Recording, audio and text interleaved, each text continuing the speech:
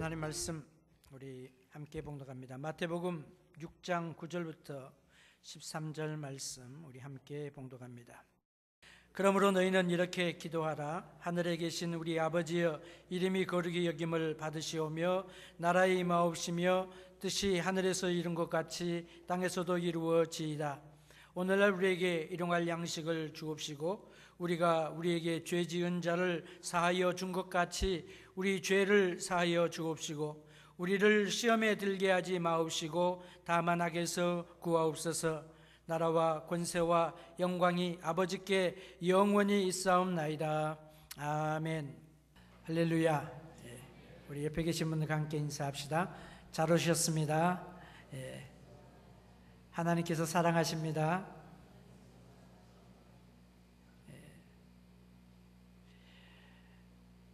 집을 떠난 사람이 느낄 수 있는 것을 보고 고향에 대한 향수, 홈식이라고 하는 그런 표현을 사용을 합니다.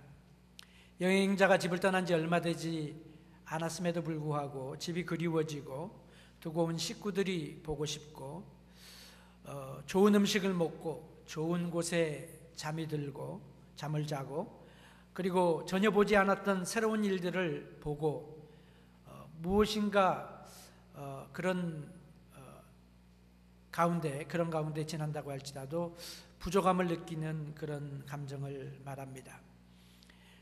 짧은 기간, 그 시간이 먼 시간처럼, 긴 시간처럼 느껴지고 힘들어지게 되는 것입니다.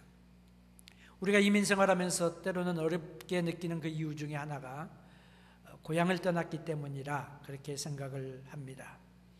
우리의 인생의 여정도 마찬가지입니다. 순례자의 여정 속에서 외로움을 느끼고 힘들 때가 있고 그리고 또 어려움을 경험하는 그 고통스러운 이유가 무엇이냐? 우리의 본향을 떠나서 사는 그런 인생이기 때문에 순례자의 길을 가는 인생에게 느껴지는 아쉬움이라고 말할 수 있습니다. 순례자의 인생을 어떻게 살아가느냐? 이 땅에 살면서 순례자로서 드려야 될 기도가 오늘 주기도문의 두 번째 파트라고 말할 수 있는 하나님께 드려지는, 당신께 드려지는 기도 다음에 세 가지 우리의 기도가 오늘 본문으로부터 시작되게 됩니다. 오늘날 우리에게 일용할 양식을 주옵시고, 이 말씀은 하나님께서 우리를 위하여 가장 좋은 것을 주실 것이라고 하는 믿음으로 드리는 기도가 되겠습니다. 잠언 30장에 보면 아굴이라고 하는 사람이 쓴 잠언이 30장에 기록되어져 있습니다. 잠언 30장에 보면 아굴의 기도 가운데 이런 이야기를 합니다. 7절부터 9절에 보면 내가 두 가지 일을 주께 구하였사오니 나의 죽기 전에 주시옵소서. 8절 곧 허탕과 거짓말을 내게서 멀리 하옵시고 나로 가난하게도 마옵시고 부하게도 마옵시고 오직 필요한 양식으로 내게 먹이시옵소서. 혹 내가 배불러서 하나님을 모른다 여호와가 누구냐 할까 하오며 혹 내가 가난하여 도적질하고 내 하나님의 이름을 욕되게 할까 두려워하매니이다. 어떻게 보면 참 소박한 기도입니다. 그런데 이 기도를 성경 말씀에 기록하게 하셨습니다. 그가 말하는 나를 가난하게도 마옵시고 부하게도 마시고 오직 필요한 양식으로 내게 먹이시옵소서. 그 말, 필요한 양식이 무엇인가? 오늘 본문에서 말하고 있는 일용할 양식이라고 말할 수 있습니다. 먼저 하나님의 나라와 그의 의를 구하는 것. 그래서 우리가 하나님을 향하여 기도했죠. 당신의 기도를 드렸습니다. 당신의 이름이, 하나님 아버지의 이름이 거룩하게 여김을 받으시고 또 나라가 점점 확장되게 하시고 그리고 뜻이 나를 통하여 이 땅에 이루어 주시옵소서라고 기도를 드리고 우리 자신을 위한 기도를 드리는데 그 기도가 오늘 일용할 양식을 주옵시고의 기도입니다. 오늘 우리는 이 말씀을 통하여 짧은 한 절 11절의 말씀을 통하여 이 기도에 네 가지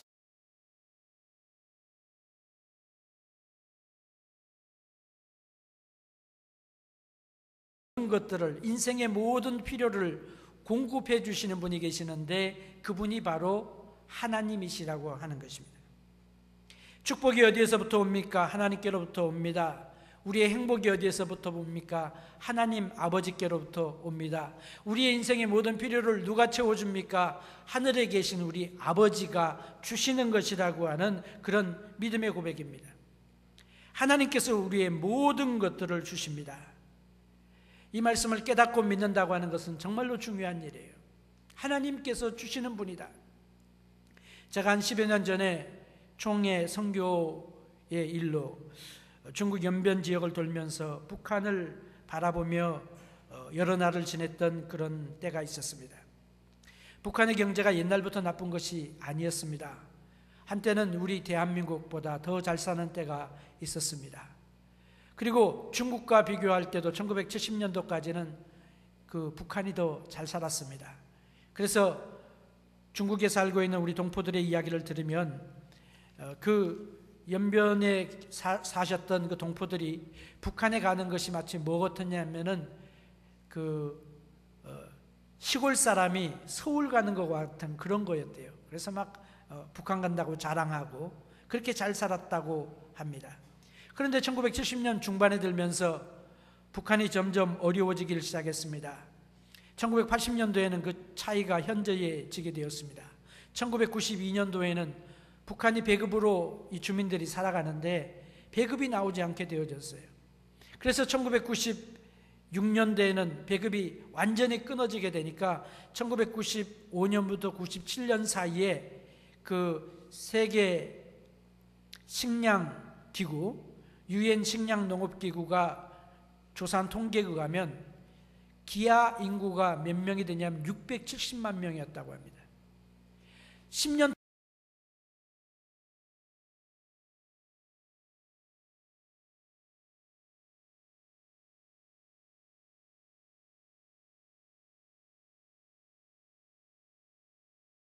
농업기구와 세계 식량 계획에서 발표한 바에 의하면 2004년부터 2006년까지 이 북한에 있는 우리의 동포들이 고통당하는데 영양 부족 기아 인구가 750만 명이었습니다.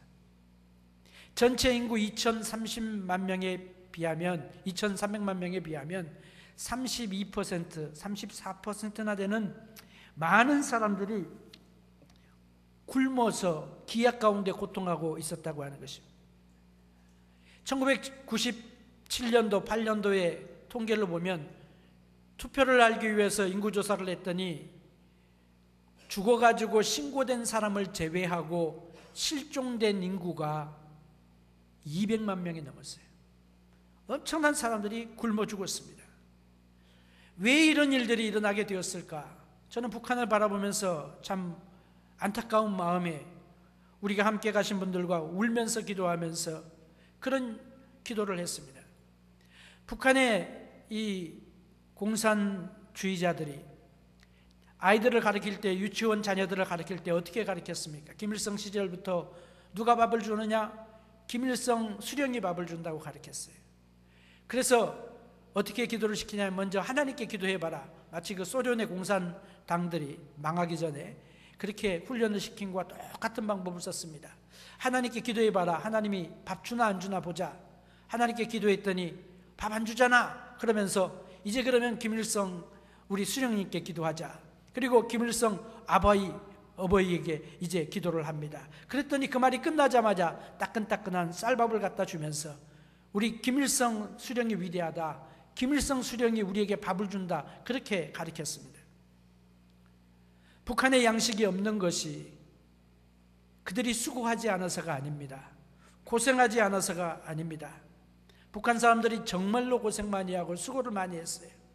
그들이 천리마 운동부터 시작해가지고 새벽별 보기 운동, 늦게 들어가기 운동, 그래가지고 수많은 운동들을 그들이 벌치면서 농업을 증능시켜 보려고, 식량 문제를 해결해 보려고, 경제 문제를 해결해 보려고 지금은 강성대국을 이루기 위하여 그들이 몸부림치고 애를 쓰지만 그들이 그런 삶을 살지 못하고 있습니다.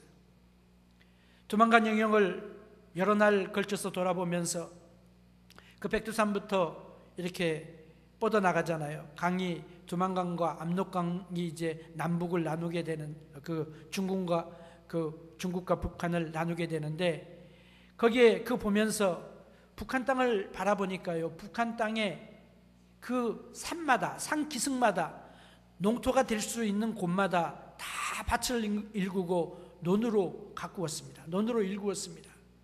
그래서 수많은 경작지에 많은 경작을 하려고 애를 쓰고 몸부림을 침에도 불구하고 그들에게 일용할 양식이 지금도 없는 것입니다. 도대체 이 이유가 어떻게 되느냐?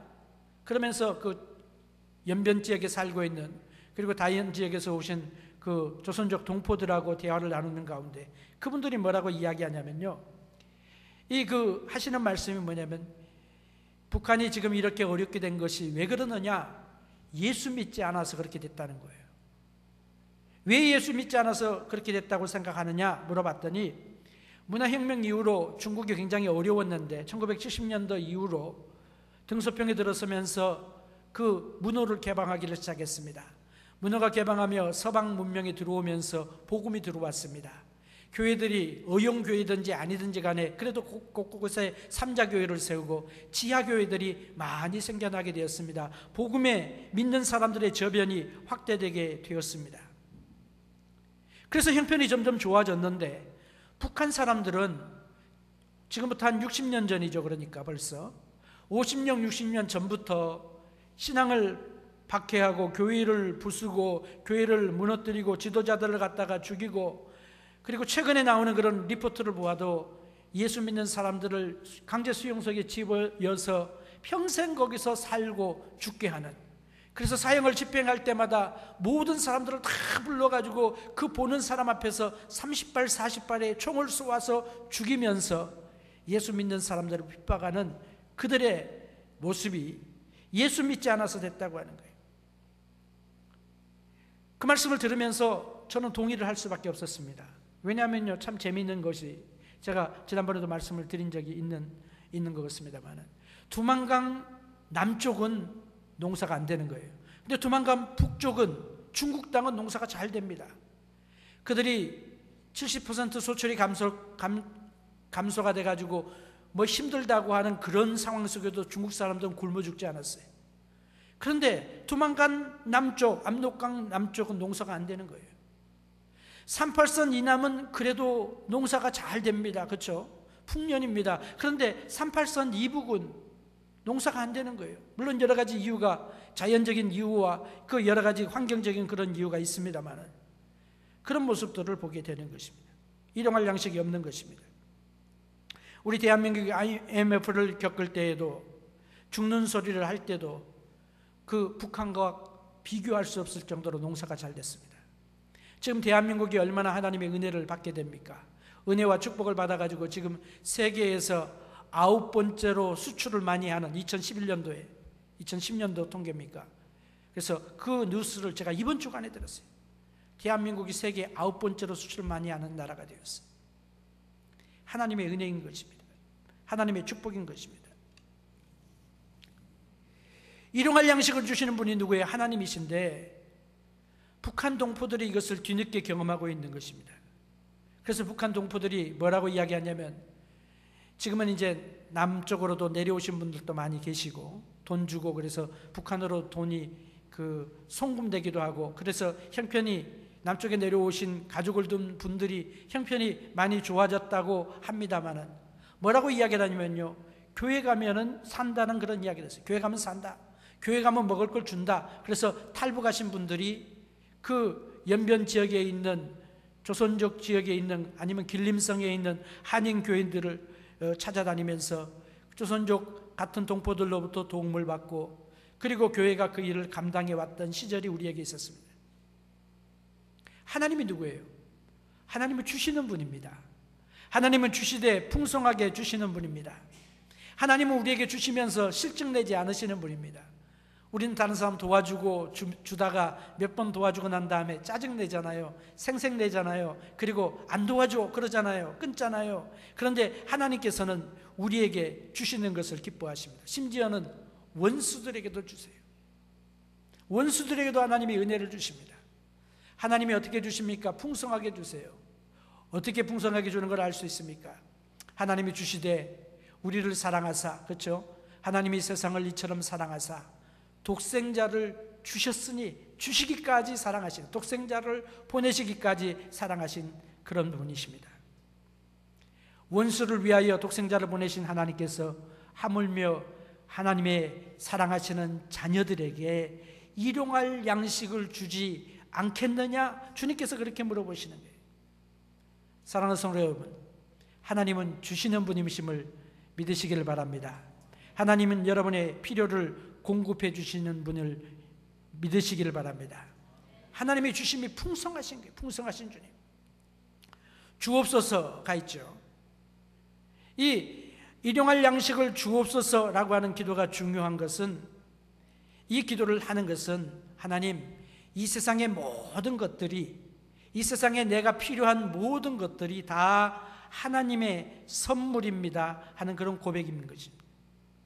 하나님께서 이 모든 것을 가졌습니다 하는 믿음 속에서 기도하는 것입니다. 매일의 양식은 누가 주는 것입니까?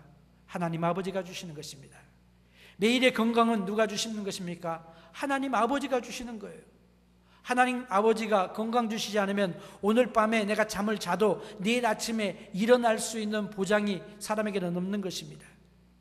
매일의 생활, 오늘의 축복을 누가 주시는 것입니까? 하나님께서 주시는 것입니다. 그래서 하나님의 자녀들은, 우리들은 하나님께서 주실 것을 기대하고 믿어야 되는 것입니다. 오직 하나님 아버지께